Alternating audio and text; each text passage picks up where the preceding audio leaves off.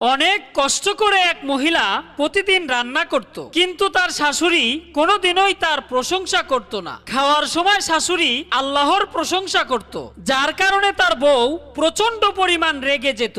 একদিন সে রাগ করে শাশুড়ির খাবারে বিষ মিশিয়ে শাশুড়িকে খেতে দিল। তারপর মহিলাটি গোসল করতে চলে গেল। গোসল শেষ করে দেখতে পেল যে তার মেয়ে স্কুল থেকে ফিরে তার শাশুড়ির সাথে সেই বিষ মাখানো খাবার খাচ্ছে। মাকে দেখার পর মেয়ে বলল, অনেক ক্ষুধা পেয়েছিল তো, তাই দাদি আমাকে খাইয়ে দিয়েছে। তখন মা চিৎকার করে কাঁদতে লাগলো। সাথে সাথে শাশুড়ি ও মেয়ে মেঝোতে লুটিয়ে পড়লো। মা এবার চিৎকার করে কাঁদতে কাঁদতে বলতে লাগলো, নিজের হাতে বিষ দিয়ে নিজের মেয়েকেই মেরে ফেললাম। বন্ধুরা, খারাপ চিন্তা বা কাজ কোনোদিন কল্যাণ বয়ে আনতে পারে না।